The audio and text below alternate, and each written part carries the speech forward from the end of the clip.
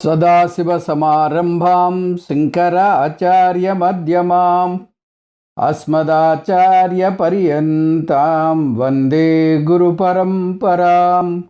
हरिः ओं श्रीगुरुभ्यो नमः। हरिः ओं। ॐ वासुदेवेन्द्रयोगीन्द्रं नत्वा ज्ञानप्रदं गुरुं मुमुक्षूणां हितार्थाय తత్వబోధో విధీయతే. జ్ఞానబోధ చేసే గురువు యోగీంద్రుడైన శ్రీకృష్ణ పరమాత్మకి నమస్కరించి ముముక్షువుల హితం కోరి తత్వబోధ చెప్పబడుతున్నది. అద్వైత వేదాంత పరిచయము 14వ అంశము కర్మ సిద్ధాంతము. వేదాంత సారం: జీవాత్మ పరమాత్మల ఐక్యం. దీని ద్వారా నేను ప్రతిబింబ చైతన్యాన్ని కానని, బింబ చైతన్యాన్ని తెలుసుకున్నాం. ఈ బింబ చైతన్యాన్ని ఆత్మ అని, నేను అని, బ్రహ్మ అని అంటున్నాం. ప్రతిబింబ చైతన్యాన్ని వ్యష్టి స్థాయిలో జీవుడు అని, సమష్టి స్థాయిలో ఈశ్వరుడు అని అంటున్నాం. బింబ చైతన్యము నిర్గుణుడు, కానీ ప్రతిబింబ చైతన్యానికి గుణాలు ఉంటాయి. ఈశ్వరునికి ఉత్తమ గుణాలుంటే జీవునికి అధమ గుణాలుంటాయి. కానీ ఈ రెండు ప్రతిబింబ మాధ్యం వల్ల కలిగాయి. బింబ చైతన్యానికి ఈ లక్షణాలేవి ఉండవు. వేదాంతం ఈ విధంగా జీవ ఈశ్వర ఐక్యాన్ని బోధిస్తోంది. అంటే బింబ చైతన్యం దృష్ట్యా జీవుడు ఈశ్వరుడు ఒకటే అనే ఐక్యబోధ చేస్తోంది. ఈ జ్ఞానం పొందడం వల్ల కలిగే లాభం ఏమిటి? నేను సచ్చిదానంద స్వరూప ఆత్మను, నేను సర్వవ్యాపిని, నేను బింబ చైతన్యాన్ని అనే జ్ఞానము 2 ఫలాలనిస్తుంది.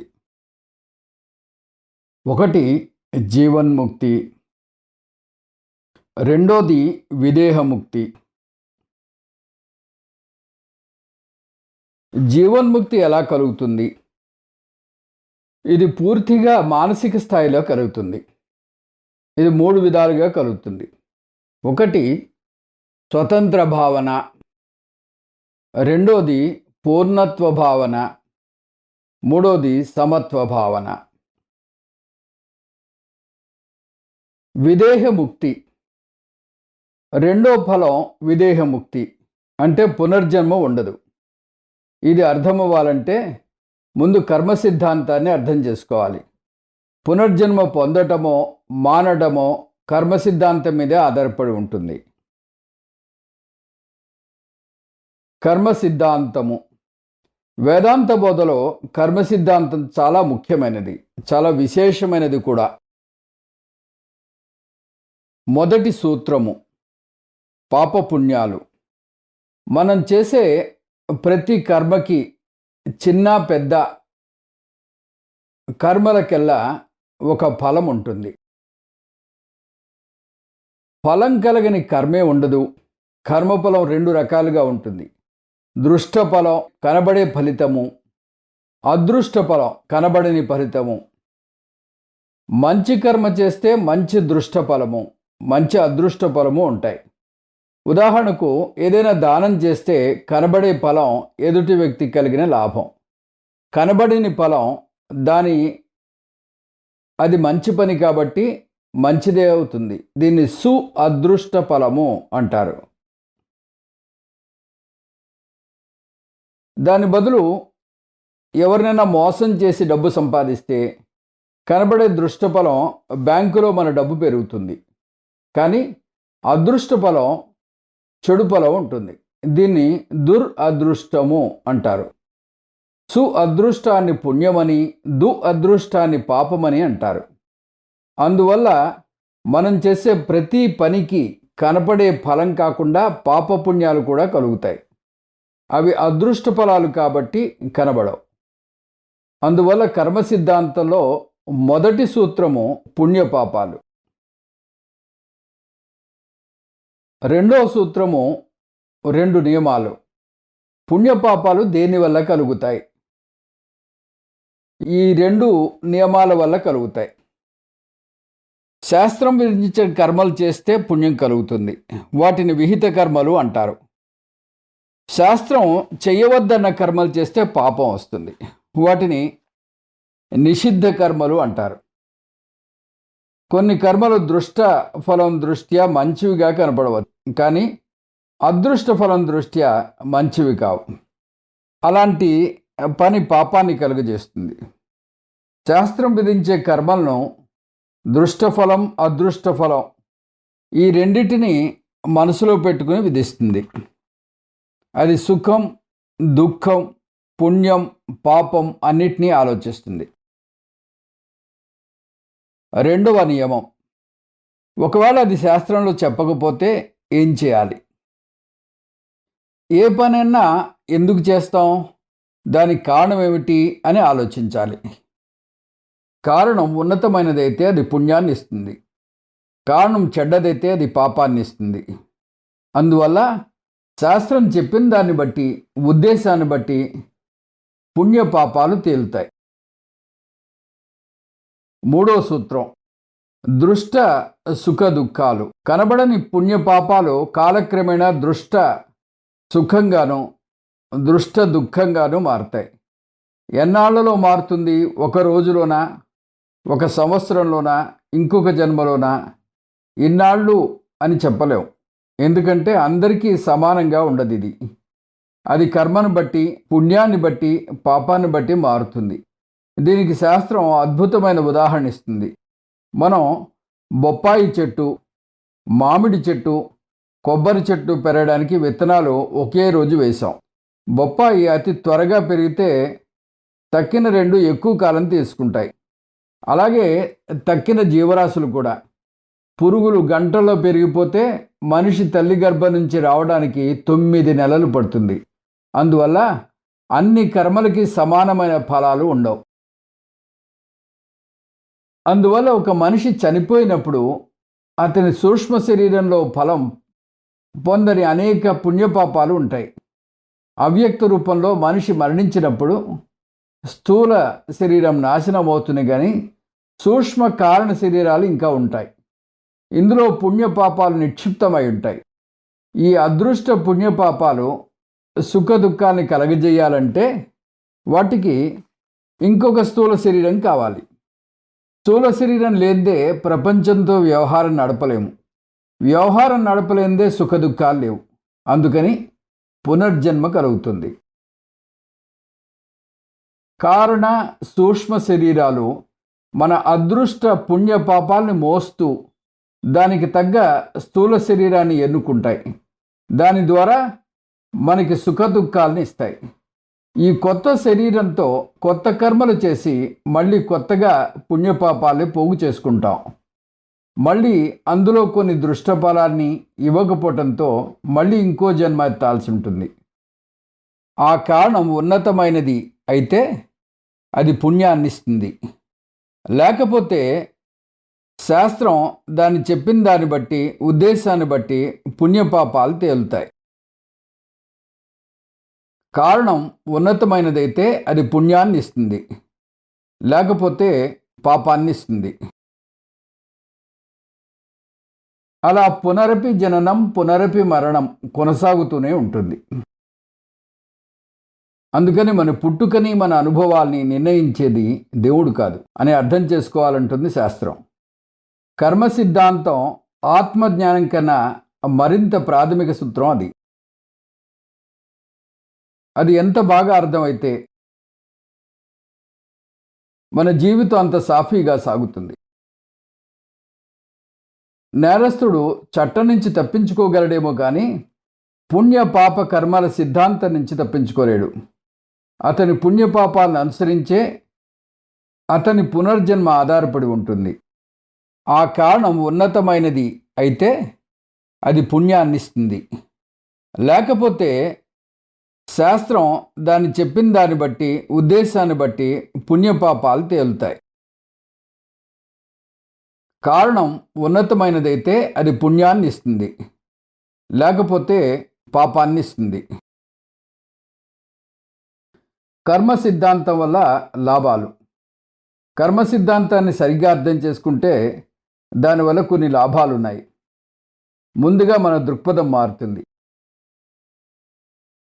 వైవిధ్యము.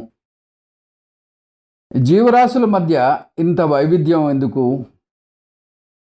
వృక్షాలు, జంతువులు, మనుషులు అనే రకరకాల తెగలు. మళ్ళీ మనుషుల్లో ఎంత భిన్నత్వం ఉంది? ఒకరు పుడుతూనే వైభోగంగా ఉంటే కొందరు పుట్టి గుడ్డువాళ్ళుగా ఉంటారు. ఎందుకు ఈ వైపరీత్యం? దీనికి జవాబు కర్మ సిద్ధాంతమే. వాళ్ళు చేసుకున్న పుణ్య పాపాలే వాళ్ళని స్థాయిలో ఉంచుతాయి. ఇది ఒప్పుకోకపోతే అనుకోకుండా జరిగిందనుకుంటాం. కానీ సృష్టి అంతట్లోనూ ఒక క్రమం ఉంది, ఒక నిబద్ధత ఉంది. అలాంటప్పుడు ఈ వైవిధ్యం ఎందుకు వస్తుంది? కాబట్టి దీనికి పుణ్యపాపాలే కారణం. బాధ. ఏదైనా బాధ కలగగానే నాకే ఎందుకు అనుకుంటాం. వెంటనే తెలిసి నేను ఎవరికి అపకారం చేయలేదే అంటాం. తెలిసి చేసినా, తెలియక చేసినా, ఇప్పుడు చేసినా, గత జన్మలో చేసినా, ఇప్పుడు అనుభవిస్తున్న కష్టానికి కారణం స్వయంకృతాపరాధం, చేతులారా చేసుకున్నదే. అది తెలిస్తే ఎవరిని నిందించాం. దైవ దూషణ. నా కర్మకు నేనే బాధ్యుడిని అని అర్థం చేసుకుంటే దైవాన్ని నిందించే ప్రసక్తి ఉండదు.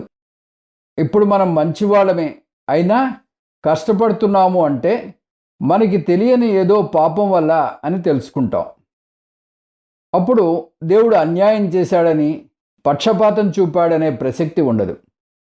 అది తెలియక కొంతమంది కొన్ని కష్టాలు రాగానే దైవచింతన మానేసి దైవానికి ఎదురు తిరుగుతారు. కర్మ సిద్ధాంతం వల్ల దైవభక్తి చెక్కు చెదరదు. భవిష్యత్తుపై జాగ్రత్త. దీనివల్ల మనం భవిష్యత్తు విషయంలో ముందు జాగ్రత్త తీసుకోవచ్చు. మన భవిష్యత్తుని నిర్దేశించుకోవచ్చు. కర్మ సిద్ధాంతం ఏం చెప్తోంది? నీ కర్మకు నీవే బాధ్యుడవు అంటోంది. అంటే మన వర్తమానం మన గతాన్ని బట్టి ఉంటుంది అని కదా అర్థం. దాన్ని కాస్త సాగదీస్తే ఇంకా ఏం వస్తుంది? వర్తమానాన్ని బట్టి భవిష్యత్తు ఉంటుంది. మనం వర్తమానంలో అంటే ఇప్పుడు తెలివిగా నడుచుకుంటే మన భవిష్యత్తును చక్కగా సరిదిద్దుకోవచ్చు. ప్రపంచం నా భవిష్యత్తుని నిర్దేశించలేదు. భగవంతుడు నా భవిష్యత్తుని నిర్దేశించడు. కేవలం నా కర్మలే నా భవిష్యత్తుని నిర్ణయిస్తాయి. గతం వల్ల ఇప్పుడు ఏర్పడిన వర్తమానాన్ని ప్రారబ్ధ కర్మ అంటారు. కానీ ఇప్పటి కర్మల వల్ల కలుగబోయే భవిష్యత్తు నా ఫ్రీ విల్ వల్ల కలుగుతుంది. ఇప్పుడు భోక్తగా నా ఇష్టమేం లేదు, కానీ కర్తగా నాకు నిర్ణయించుకునే హక్కు ఉంది. కర్మ సిద్ధాంతాన్ని నమ్మితే విధి చేతిలో కీలుబొమ్మలమని నమ్ముతాం అని పొరబడతారు కొందరు. నిజానికి ఇది కర్మ సిద్ధాంతానికి మందు లాంటిది. మన ప్రస్తుత పరిస్థితి గతంలో మన చర్యల వల్ల ఏర్పడింది కాబట్టి మన భవిష్యత్తు కూడా మన వల్లే తీర్చిదిద్దబడుతుందని చెప్తుంది. కర్మ సిద్ధాంతాన్ని నమ్మకపోతే మన దుస్థితికి మరెవరినో నిందిస్తాం. మంచి రోజులు లేవా? ఇది తరచూ మనం ఎదుర్కొనే ప్రశ్న. మంచి రోజులు లేవా? ఇక రావా? మంచికి మారుపేరైన వ్యక్తి కష్టాల కడలిలో మునిగి తేలుతుంటే దుర్మార్గం తప్ప మరొకటి తెలియని వ్యక్తి ఐశ్వర్యంలో వలలాడుతుంటాడు. మళ్ళీ అదే జవాబు, కర్మ సిద్ధాంతం. ఆ కారణం ఉన్నతమైనది అయితే అది పుణ్యాన్నిస్తుంది, లేకపోతే శాస్త్రం దాన్ని చెప్పిన దాన్ని బట్టి, ఉద్దేశాన్ని బట్టి పుణ్యపాపాలు తేలుతాయి. కారణం ఉన్నతమైనదైతే అది పుణ్యాన్ని ఇస్తుంది, లేకపోతే పాపాన్ని ఇస్తుంది. వీళ్ళిద్దరిలో మొదటి వారు ఇప్పుడు పుణ్యము, రెండో తెగవారు ఇప్పుడు పాపము చేస్తున్నా గతంలోనో గత జన్మలోనో మొదటివారు పాపం, రెండో వారు పుణ్యం చేసి ఉంటారు. కాబట్టి వాళ్ళ సుఖ దుఃఖాలు వాళ్ళ అదృష్ట పుణ్య పాపాల మీద ఆధారపడి ఉంటుంది. ఈ కర్మ సిద్ధాంతమే లేకపోతే ప్రపంచంలో పాపచింతనే ఉండదు. ధర్మం తుడిచిపెట్టుకుపోతుంది, అధర్మం 4 పాదాల నడుస్తుంది. అలాగే కర్మ సిద్ధాంతమే లేకపోతే దైవాన్ని దూషిస్తాం. మనకి ఏ కాస్త కష్టం కలిగినా ఆ కారణం ఉన్నతమైనది అయితే అది పుణ్యాన్నిస్తుంది. లేకపోతే శాస్త్రం దాన్ని చెప్పిన దాన్ని బట్టి, ఉద్దేశాన్ని బట్టి పుణ్యపాపాలు తేలుతాయి. కారణం ఉన్నతమైనదైతే అది పుణ్యాన్ని ఇస్తుంది, లేకపోతే పాపాన్ని ఇస్తుంది. ఇప్పుడైతే కష్టాలు కలిగితే మన పాపాలు తొలగిపోయి మనం స్వచ్ఛంగా మారుతున్నాం అనుకుంటాం. అందువల్ల జీవితం అనుకోకుండా జరిగినది కాదు. అసలు ఏది అనుకోకుండా జరగదు. ప్రతిదీ ఒక నైతికమైన క్రమ పద్ధతి మీద ఆధారపడి ఉంటుంది. కారణం లేనిదే కార్యం లేదు. కారణం కనబడవచ్చు, కనబడకపోవచ్చు. కొన్ని రోగాలకు కారణం అంతుపట్టదు వైద్యులకి. కారణం తెలియనంత మాత్రాన అది లేనట్టు కాదు. అందువల్ల కర్మ సిద్ధాంతాన్ని నమ్మి జీర్ణించుకోవడం ఒక కానుక. ఆ కారణం ఉన్నతమైనది అయితే అది పుణ్యాన్నిస్తుంది, లేకపోతే శాస్త్రం దాన్ని చెప్పిన దాన్ని బట్టి, ఉద్దేశాన్ని బట్టి పుణ్యపాపాలు తేలుతాయి. కారణం ఉన్నతమైనదైతే అది పుణ్యాన్ని ఇస్తుంది, లేకపోతే పాపాన్ని ఇస్తుంది. అదృష్ట పుణ్యపాపాలు. అదృష్ట పుణ్యపాపాలు 3 రకాలు. సంచిత కర్మలు. గత జన్మల నుంచి పోగు చేసుకుని వస్తున్న పుణ్యపాపాలన్నింటినీ సంచిత కర్మలు లేదా సంచిత అదృష్టం అంటారు. ప్రారబ్ధ కర్మలు. పోగుపడిన సంచిత కర్మల్లోంచి కొంత భాగం అనుభవించడానికి సిద్ధంగా ఉంటుంది. దానివల్లే దానికి తగ్గ జన్మనెత్తడం జరుగుతుంది. అలా దృష్టఫలంగా మారబోతున్న అదృష్ట పుణ్య పాపాలని ప్రారబ్ధ కర్మ అంటారు. ఇప్పుడు సంచితం మనకేమీ సుఖ దుఃఖాలను కలుగజేయదు. ఎందుకంటే అది ఇంకా రూపుదిద్దుకోలేదు. మన పుట్టుకని, తల్లిదండ్రులని, జీవితకాలాన్ని, పుట్టుకతో జంతువుగాన, మనిషిగాన, మనిషి అయితే స్త్రీనా, పురుషుడా, ఆరోగ్యకరంగానా, అనారోగ్యంతోనా మొదలైనవన్నీ మన ప్రారబ్ధ కర్మే నిర్ణయిస్తుంది. ఆ కారణం ఉన్నతమైనది అయితే అది పుణ్యాన్నిస్తుంది, లేకపోతే శాస్త్రం దాన్ని చెప్పిన దాన్ని బట్టి, ఉద్దేశాన్ని బట్టి పుణ్యపాపాలు తేలుతాయి. కారణం ఉన్నతమైనదైతే అది పుణ్యాన్ని ఇస్తుంది, లేకపోతే పాపాన్ని ఇస్తుంది. ఆగామి కర్మలు. మన ప్రారబ్ధ కర్మల్ని అనుభవించడానికి ఈ భూమి మీద పుట్టినప్పుడు వాటి కోసం కొన్ని కర్మలు చేస్తాం. ఆ కొత్త కర్మల నుంచి కొత్త ఫలాలు మళ్ళీ పుట్టుకు వస్తాయి. అంటే మళ్ళీ దృష్ట ఫలము, అదృష్ట ఫలము కలుగుతాయి. వీటిని ఆగామి కర్మలు అంటారు. పోగుపడిన కర్మలు సంచిత కర్మలు, అనుభవిస్తున్న కర్మలు ప్రారబ్ధ కర్మలు, కొత్తగా పుడుతున్న కర్మలు ఆగామి కర్మలు. ఆ కారణం ఉన్నతమైనది అయితే అది పుణ్యాన్నిస్తుంది, లేకపోతే శాస్త్రం దాన్ని చెప్పిన దాన్ని బట్టి, ఉద్దేశాన్ని బట్టి పుణ్యపాపాలు తేలుతాయి. కారణం ఉన్నతమైనదైతే అది పుణ్యాన్ని ఇస్తుంది, లేకపోతే పాపాన్ని ఇస్తుంది. జనన మరణ వృత్తం. ఈ జన్మలో మనం ప్రారబ్ధ కర్మని ముగించే ప్రయత్నంలో కొన్ని ఆగామి కర్మల్ని కొత్తగా పుట్టిస్తున్నాం. ఈ జీవితం ముగించేసరికి ప్రారబ్ధ కర్మ ముగిసిపోతుంది. నిజానికి ప్రారబ్ధ కర్మ ముగిస్తేనే జీవితం ముగుస్తుంది. కొన్ని కర్మల ఫలం ఈ జన్మలోనే అనుభవిస్తాం.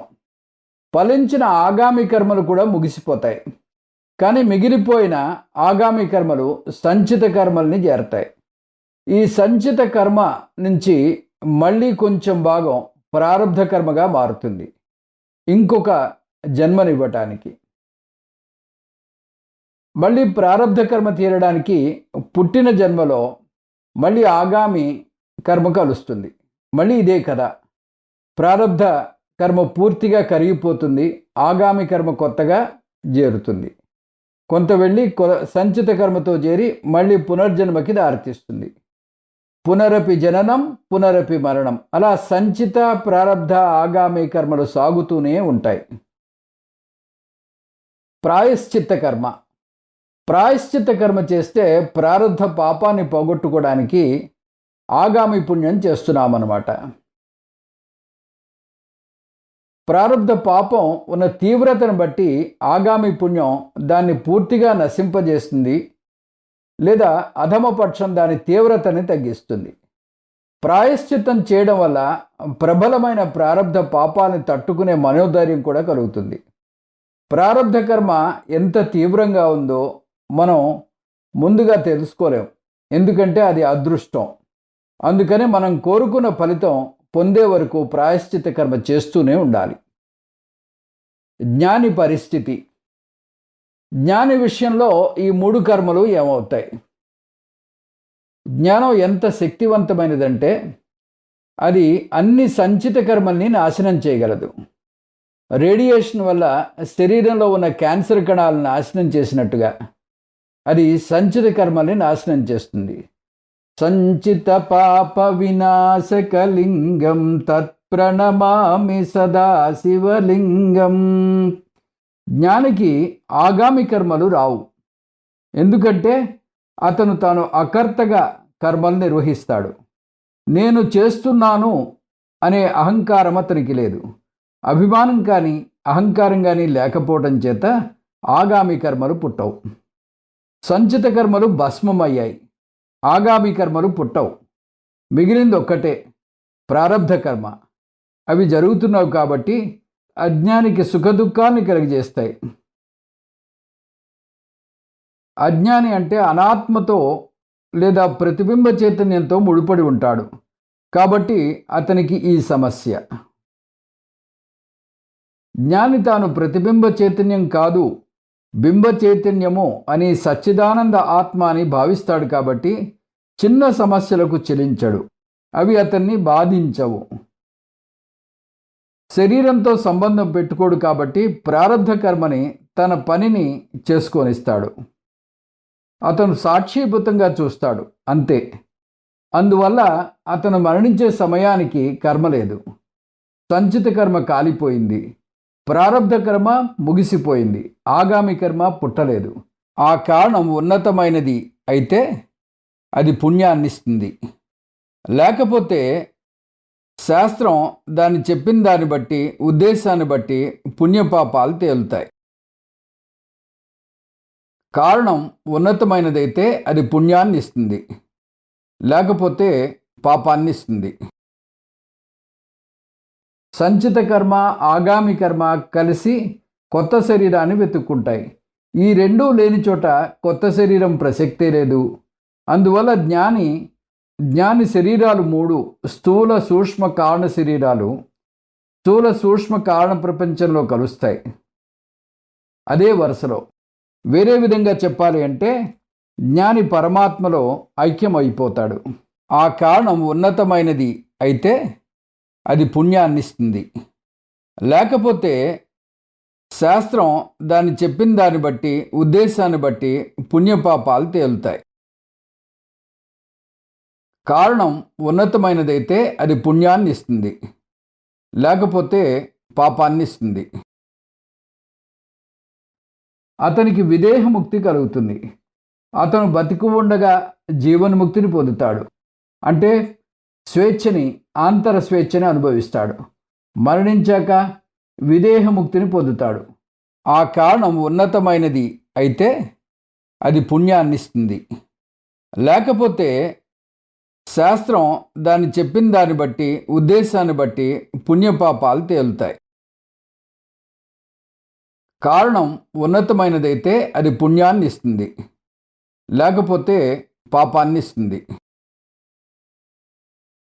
జ్ఞాన సాధన చేసిన వ్యక్తి పొందే ఫలం ఇది. ఒక జ్ఞాని మరణించిన సమయము, ప్రదేశము, పుణ్యగడియలు, పుణ్యస్థలము కాకపోవచ్చు, కానీ అతను ఈ బంధాల నుంచి విడిపోతాడు. తత్వబోధలో ఈ పాఠములకు సంబంధించిన భాగాన్ని చూద్దాం. కర్మాణి కతి విధాని సంతి ఇది చేత్ ఆగామి సంచిత ప్రారబ్ధ భేదేన త్రివిధాని సంతి. కర్మలు ఎన్ని విధములన్నచో అవి ఆగామి, సంచితము, ప్రారబ్ధములు అని 3 విధములుగా ఉన్నవి. జ్ఞానోత్పత్త్యనంతరం జ్ఞాని దేహకృతం పుణ్యపాపరూపం కర్మ యదస్తి తదాగామి ఇత్యభిధీయతే. జ్ఞానము కలిగిన పిమ్మట జ్ఞాని యొక్క దేహము చేయబడిన పుణ్యపాప రూపముగు కర్మ ఏది కలదో అది ఆగామి అని చెప్పబడుతున్నది. అనంతకోటి జన్మ బీజభూతం యత్కర్మజాతం పూర్వార్జితం తిష్టతి తత్సంచితం జ్ఞేయం. అనంతకోటి ఉత్తర జన్మలకు బీజభూతమై పూర్వజన్మములంద ఆర్జింపబడిన కర్మము సంచితము అని తెలుసుకోవలెను.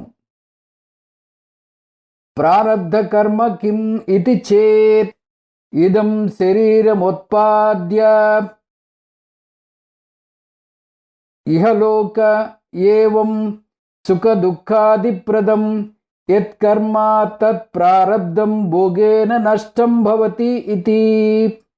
ప్రారబ్ధ కర్మ అనగానేమి? ఈ దేహమును పుట్టించి ఈ లోకమందే సుఖ దుఃఖాదులను కలుగజేయచు అనుభవించటం వలన నశించున్నది ప్రారబ్ధ కర్మము. ప్రారబ్ధ కర్మాణం భోగాదేవ క్షయ ఇతి. ప్రారబ్ధ కర్మలు అనుభవించటం వలనే క్షయమగును. సంచితం కర్మ బ్రహ్మైవాహమితి నిశ్చయాత్మక జ్ఞానేన నశ్యతి. సంచిత కర్మము నేనే బ్రహ్మమును అను నిశ్చయాత్మక జ్ఞానముచే నశించును. ఆగామి కర్మాపి జ్ఞానేన నశ్యతి. ఆగామి కర్మ కూడా జ్ఞానము చేత నశించును. కించయే జ్ఞానినం స్తువంతి భజంతి అర్చయంతి తాన్ ప్రతి జ్ఞానికృత ఆగామి పుణ్యం గచ్చతి. బ్రహ్మజ్ఞానిని ఎవరు స్తుతిస్తారో, ఎవరు పూజిస్తారో, ఎవరు భజిస్తారో వారికి ఆ జ్ఞాని చేసిన ఆగామి పుణ్యము చేరుతుంది. ఆ కారణం ఉన్నతమైనది అయితే అది పుణ్యాన్ని ఇస్తుంది. లేకపోతే శాస్త్రం దాన్ని చెప్పిన దాన్ని బట్టి, ఉద్దేశాన్ని బట్టి పుణ్యపాపాలు తేలుతాయి. కారణం ఉన్నతమైనదైతే అది పుణ్యాన్ని ఇస్తుంది, లేకపోతే పాపాన్ని ఇస్తుంది.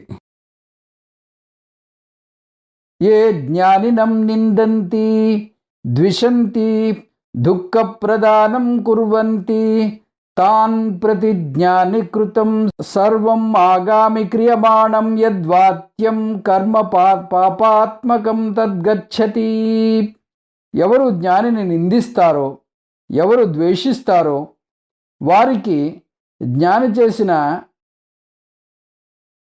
చెప్పరాని పాపకర్మలన్నీను చేరును.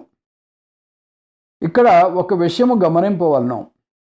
బ్రహ్మజ్ఞాని ఉద్దేశపూర్వకముగా పుణ్య పాప కర్మములను ఆచరించడు, కావున వానికి ఆ ఫలితములు ఉండవు. మరి ఏమనగా అట్టి బ్రహ్మజ్ఞానిని ద్వేషించు వారికి అతడు పాపము, పూజించు వారికి అతడి పుణ్యము లభించునని భావము. తదా ఆత్మవిత్ సంసారం తీర్ధ్వా ఇహైవ బ్రహ్మానందం ఇహైవ ప్రాప్నోతి. ఈ విధంగా ఆ తత్వవేత్త సంసారమును దాటి ఈ లోకమునందే బ్రహ్మానందమును పొందును. తరతి శోకమాత్మవిత్ ఇది శృతే. ఆత్మవేత్త శోకమును దాటుచున్నాడని వేదము ఘోషించుచున్నది. తనుం త్యజన్ వా కాస్యం స్వపచస్య గృహేత్ అథవా జ్ఞాన సంప్రాప్తి సమయే ముక్తో అసౌ విగతాశయః ఇది స్మృతేశ్చ. ఆత్మజ్ఞానము ప్రాప్తించిన సమయమందే జీవన్ముక్తుడగు వాడు తన దేహమును కాశీలో విడిచినను, చండాలను ఇంటిలో విడిచినను విగతాశయుడు ఏ ఆశయము లేనివాడు కావున నిత్యముక్తుడగుచున్నాడని ధర్మశాస్త్రములు వక్కాణించుచున్నవి. వచ్చే క్లాసులో జీవేశ్వర ఐక్యం గురించి తెలుసుకుందాం. ఓం పూర్ణమదః పూర్ణమిదం పూర్ణాత్ పూర్ణముదచ్యతే పూర్ణస్య పూర్ణమాదాయ పూర్ణమేవావశిష్యతే. ఓం శాంతి శాంతి శాంతి. హరి ఓం. శ్రీ గురుభ్యో నమః. హరి ఓం.